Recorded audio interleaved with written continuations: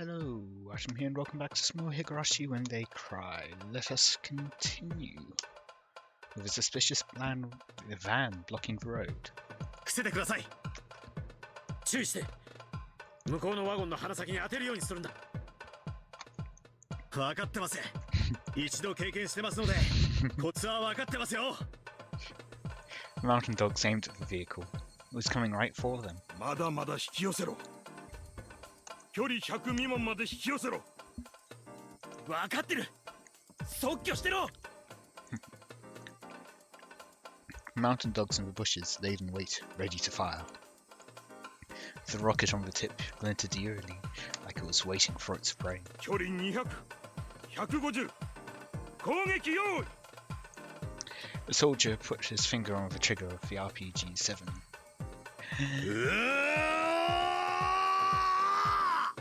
赤坂さん、衝撃に備えてください。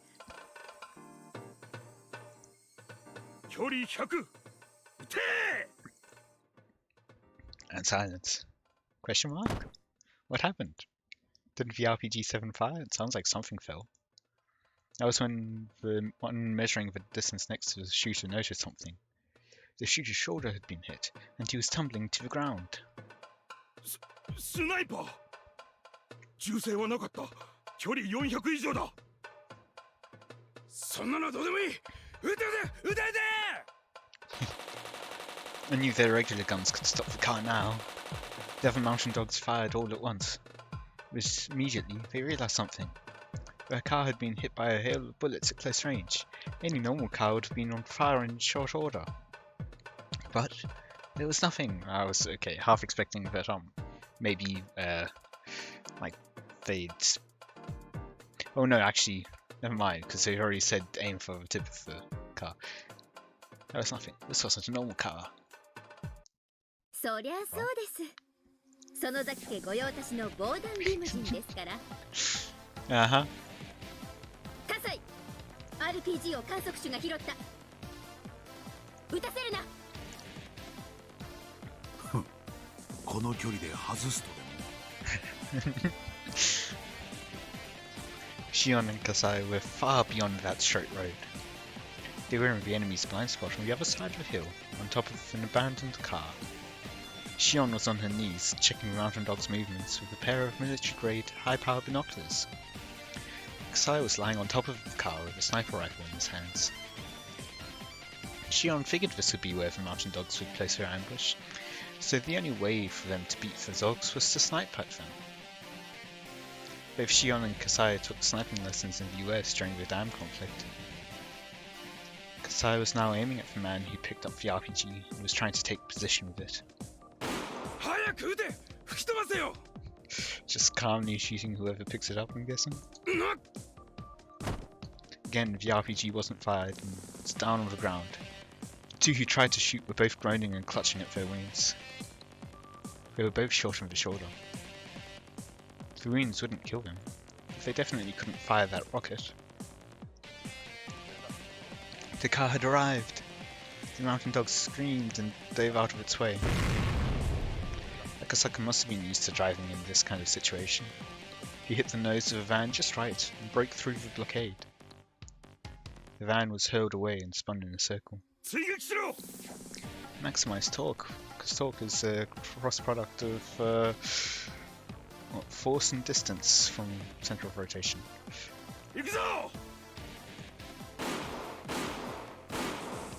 From the pivot. As the mountain dogs tried to get away back in the van, Shion and Kasai shot at them. 銃声が完全に着弾より遅れてるぞ。超長距離狙撃だ。狙撃教練を完全に修了してるベテラン狙撃手だぞ。あと、それと同格のベテラン監督手がペアだ。こっちの動きが丸見えらしいぞ。狙いが正確すぎる。 The scope on a sniper rifle is one specifically made for sniping. Therefore, its field of vision is so narrow that the sniper is unable to see their surroundings well. That's why it's always necessary to pair up with a spotter. The spotter uses powerful binoculars to probe the situation and communicate information to the sniper. Snipers can't do their job alone. Their potential is unleashed only when paired up with a spotter equally as skilled. They tried to stand up and climb into the van. The ultra-velocity rifle bullets pinned them down. The bullets ripped through the air, travelling faster than the speed of sound. The noise those bullets created was nothing like the sound from a normal gun. It almost sounded like the Grim Reaper himself swinging down his scythe. Yeah. And you also get artillery spotters that help to recalculate their aim. Anyway, furthermore, they could see the mountain dogs, but the dogs couldn't see them. Only those who actually had experience being sniped at could understand this fear. ダメだ車に近づけない俺たちはいいお前たちだけでも追え分かった俺たちだけで追撃する Those are people who are already in the van, maybe? There was a driver and one mountain dog in the van. They had to leave, otherwise it would be too late. The driver made a snap judgment and slammed on the gas pedal. どうですか追ってきてますか来てるよ運転がうまいねあんなワゴン車なのに追い上げてくるよ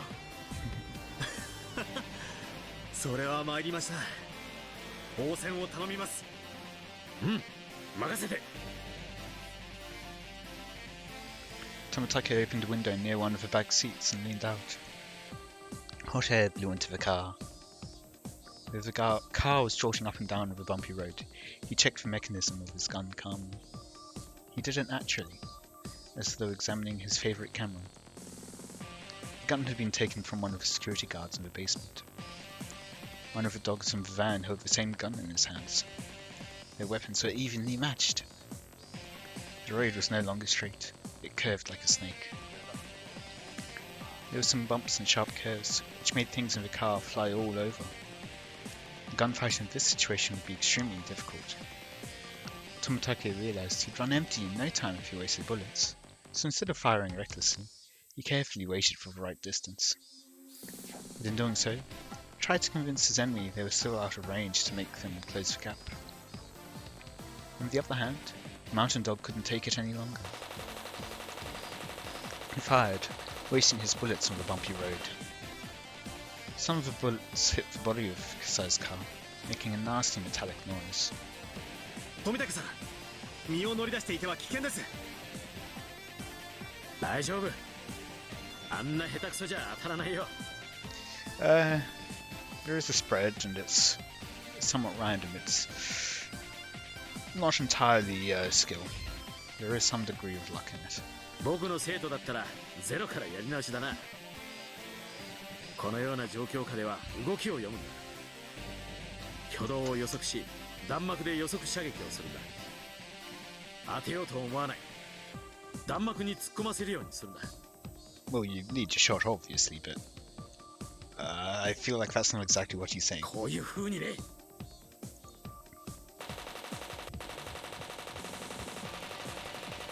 Tomitake fired for the first time, after cautiously waiting for the perfect moment. Those who understood guns would be fascinated with his shooting form. His stance was so firm he didn't lose control, even with a violent burst of shots. Yet there was no unnecessary tension, and just enough slack. Despite being in such an anomalous position as leaning out from the car, Tomitake was shooting very precisely. It was nothing like what the mountain dogs did earlier. He shot at just the right time, so his bullet went where it was supposed to go. It was hard to believe that they were using the same gun. Nasty metallic sounds etched themselves into the body of the van, which made the mountain dogs realize just how good Tomitake was. くそあいつめちゃくちゃ射撃がうまいぞただの東京のジム屋じゃねえのかよ俺噂に聞いたことあるんだ富武に行って事故でジム屋に移ったらしいが教官時代は不正規戦部隊の射撃教官だったと聞いた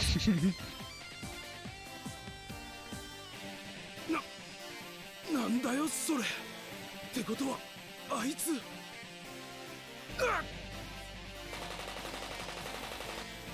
Tomitake started to aim for the driver's seat to pressure them to give up. The mountain dogs could tell they were in a predicament. Tomitake was capable of hitting his targets easily, even on such a bad road. Furthermore, they were in a bulletproof limousine. Other mountain dogs were in a regular van. The van, which, incidentally, was facing the limousine in pursuit. All his shots had just been warning ones. Unless the mountain dogs called off the chase, Tomitake would start shooting at them soon enough. He had no chance of winning. 大鳥湾より追跡車両。封鎖線が突破されたならそれ以上はもういい。深追いするな。富武は射撃の名手だぞ。死に急ぐな。どうする？行かせていいのか？ Yeah, I'm a bit surprised by that as well. 了解。 Especially こちら追跡車両。 especially since they didn't like, tell Okanogi. It was Okanogi saying first. 追跡を断念。帰投する。諦めたようだね。向こうは速度を落としたよ。あれだけの銃撃戦をしたのに全く平静なままですね。相当の爆発をお見受けします。訓練の賜物さ。 Tomitake, having slid back into the car, raised his fist in victory. Is there something else ahead, maybe? That's the only reason I can see that Okanogi would have him stand down. He was as easygoing as ever, even after a gunfight.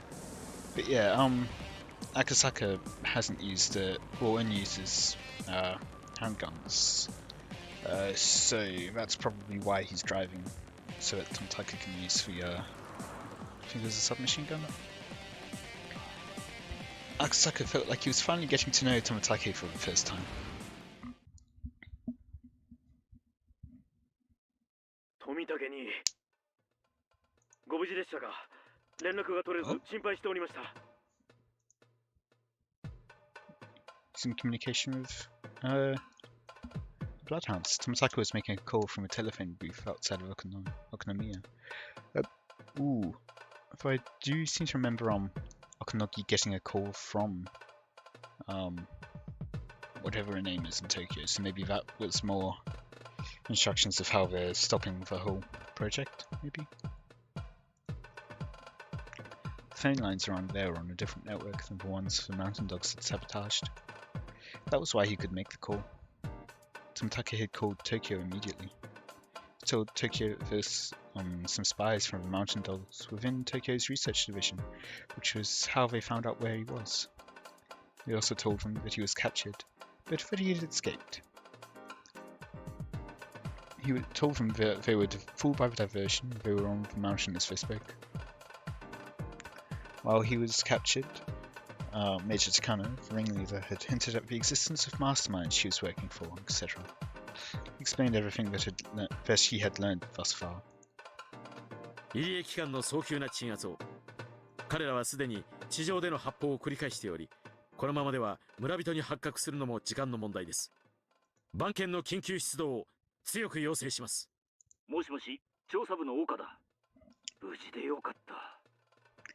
Is Oka maybe the spy? 番犬はすでにひなみ沢地区の南方30キロで空中待機してる。こちらも上層部に鎮圧命令を求めていたのだが、石頭どもが事なかれ主義で渋りやがってな。Maybe not. だが君が無事ならば話が早い。君の話はすぐにトップに説明する。許可はすぐ出るだろう。Well, they all won't pay, maybe. 20分以内に番犬は到着する。 I get the feeling they might not. つい今、 Oh? 高野 Okay. 三佐とおこのぎ兄に逮捕命令が出たぞ。入江機関の即時制圧と山犬への武装解除命令も出た。君のおかげだぞ。でかした。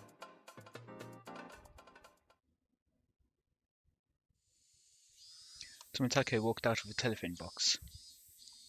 話はつきましたか？ I mean, maybe he was saying that, but maybe those just empty words. That's another possibility. He could have been lying.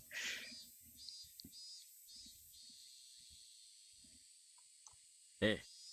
番犬部隊が鎮圧に緊急出動するそうです。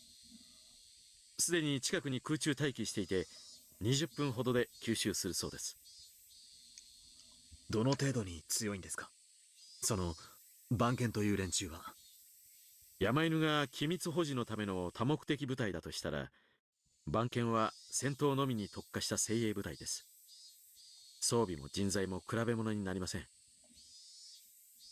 おそらくあっという間でしょうね。Akasaka looked at his watch. It was about 12:30. The bloodhounds would arrive in about 20 minutes. Akasaka remembered how hungry he was. It was lunchtime already. If he was brave enough, he would head to a noodle shop. By the time he was done, everything would have ended.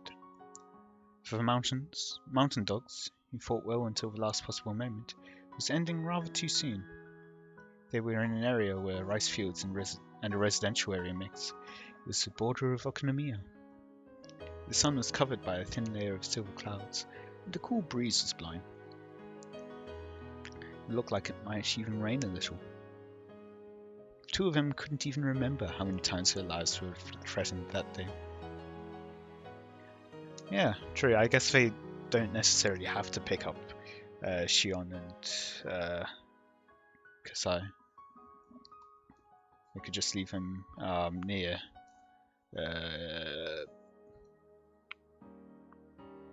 what was it? Near the town. While they continued on to actually get Tomitake to be able to call the bloodhounds. Yeah. Anyway, they wanted nothing more than to let the rains take their bodies. After a while, Akasaka spoke. どうしますか、富武さん。ん？どうするって何をだい？私、ひなみ沢へ戻ろうと思っています。まだみんな戦ってる。そうだね。でもいいのかい？一度はくぐり抜けた視線だよ。リカちゃんが待ってる。まだ約束は果たし終えていません。なら戻ろう。僕も用事があってね。Takano? ちょうど戻ろうと思ってたんだよ。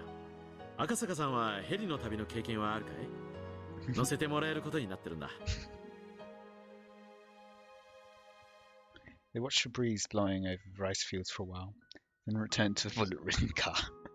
The car started up quickly, and they drove it back the way it came. It was only noon. There was still plenty of time before the Watch Nagashi festival began. Clouds covered the sky, and it suddenly grew cool. It was going to rain a bit, according to Okunogi's intuition. He already knew that their enemy had broken through the blockade, but he hadn't told Takano about it. By then, it really didn't make any difference if she knew or not, and he also wanted to reach the top of the mountain. Okunogi was only thinking about one thing. He was thinking about the enemy's commander, who made the day so horrible for him. He just couldn't accept his defeat until he saw the enemy commanders face to face. The battle was already lost. They just had a princess who didn't think they had yet. With the rest of the mountain dogs fallen into the traps and ambushes, Okunogi had ordered all units except his own to fall back from the front line and into the vehicles. The only ones left to go on were with a very determined princess, Okunogi himself, and a handful of the exhausted members of the mountain dogs who could barely walk.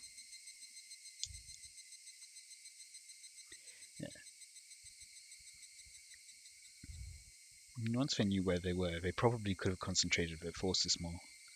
It sounded like each member was very isolated from how the entire group was able to ambush a single one. Eventually the slope became a little more gentle. Okunogi and his companions finally arrived at the storage shack of the Forest Service. The club members were already aware that the mountain dogs had been almost totally annihilated. Both the numbers and strength of the dogs had fallen far below that of the club members. Therefore, when Okunogi saw his opponents lined up there to welcome him, he wasn't surprised. It was all of the kids who'd driven the mountain dogs to destruction that entire day. They had also thought fought with everything they had. Though they overwhelmed us from start to finish, they'd used up all their stamina and were on their last legs as well. Still, their willpower kept them standing. A will born of a victor's honor, which God granted only to the winners. いたわ。あるよ、おころぎ、トライさせなさい。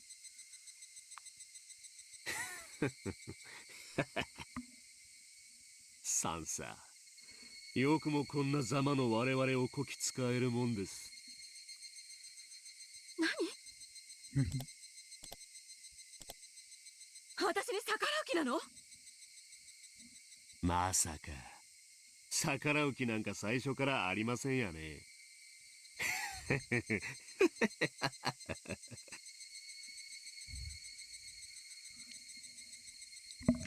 Okanagi removed his communication unit, his taser, and all the heavy equipment he had been carrying. He then unbuttoned his shirt and told his men to stay put as he stepped forward. He strode forward about half of the distance towards the club members. 山犬の大鳥ワンコとおこのぎだ。お前らのリーダーに敬意を表する。名前を聞かせてくれ。Club members looked at each other. One of them was a girl taller than the others. She couldn't be that old, but her hawk-like eyes were as sharp as a veteran soldier's. Okanagi didn't know her circumstances, but only those whose lives were threatened on a daily basis had eyes like that. 部長、園崎美音。The girl stepped forward. いくつだ？いや、年齢なんてどうでもいい。朝からの沖宮署での騒ぎからこの山での戦いまで、すべてお前の指揮なのか？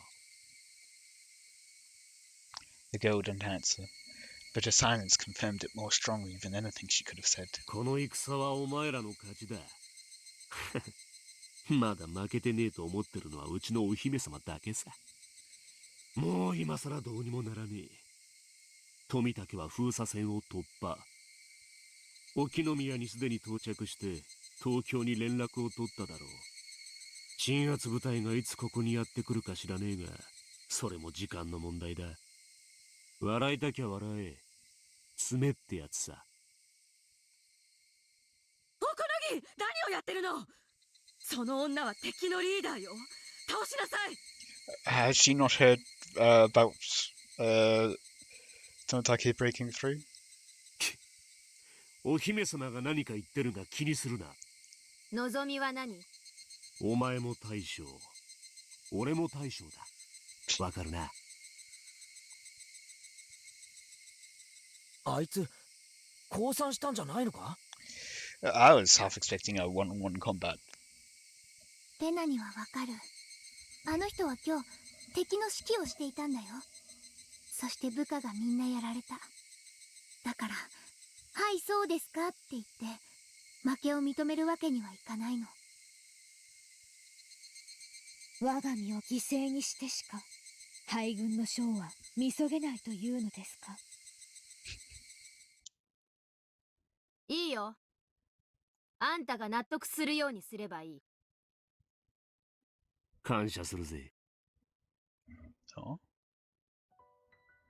Mion took a stance. Okanagi took a stance too. Although Okanagi was nothing like Akasaka, he was still a close combat specialist.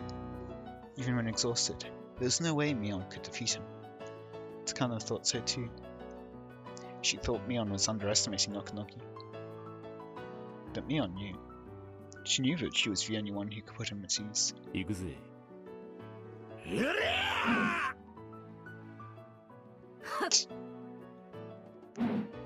Okanagi, readied, launched sharp from his waist, but Mion deflected it to the side with her elbow, wrapped her arm around underneath it, wrenching it back behind him and forced it up into a hold. And then she twisted his arm even further. Okanagi was certain she was going to snap a bone. It was an excellent technique. She took his arm in one flowing motion. It was clear that Mion's self-defense techniques went spur of the moment. However, she didn't break Okanagi's arm, but instead threw him onto the ground. She didn't deliver the final blow, but rather chose to look down on him.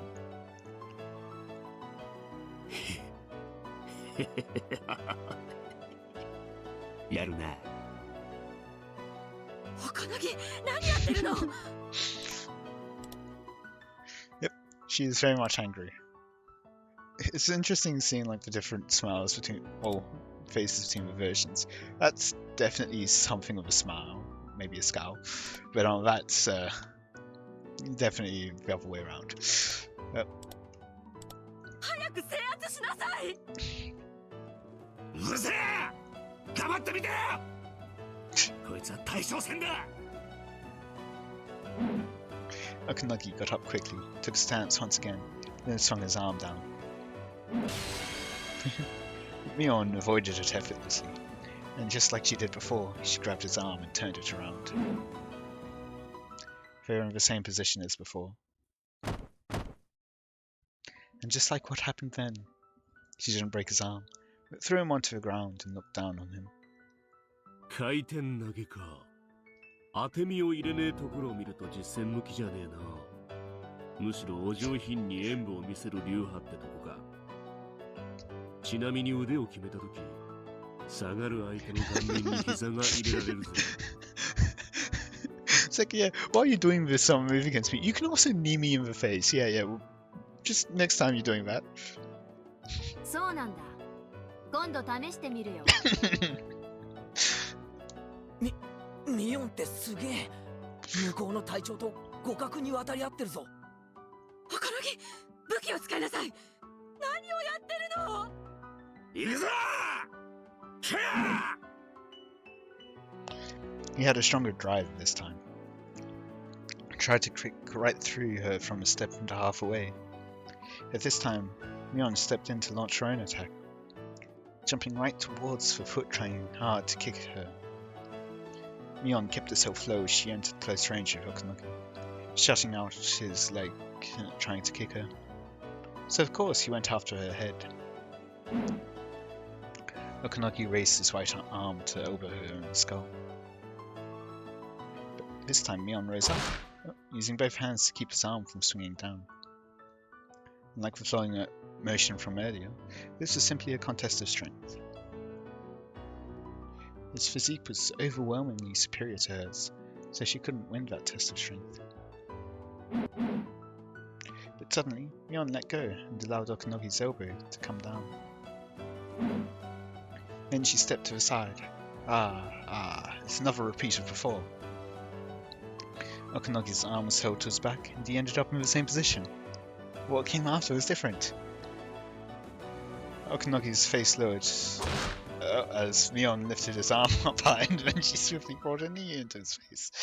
It's exactly the technique that Okanagi told her about just earlier. And once again, he was down on the ground. And here I was, thinking maybe he was baiting her.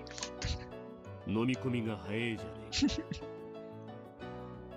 え。おめえ、戦略、戦術、そして戦闘、すべて三拍子揃ってるぜ。おめえみてえな奴が俺の役をやるべきなんだよ。山犬みてえなクソどもの隊長が。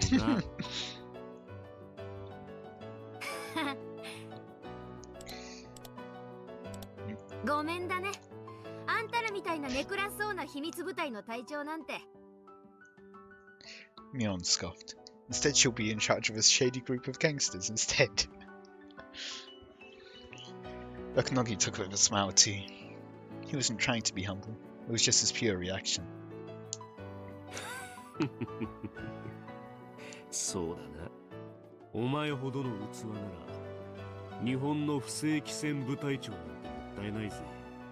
サスでもデルタでもスペツナズでも、どこでも最高の人材になれるだろうぜ。何しろ。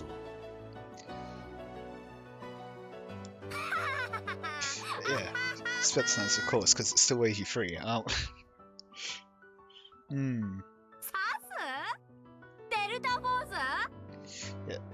Don't recognize that one off the top of my head, but I'd probably recognize it once I look it up. くだらないね。そんな退屈なところじゃ私を飼いならせやしないよ。 Yeah, you know, the Force will be more likely to be killed in training than in actual combat. I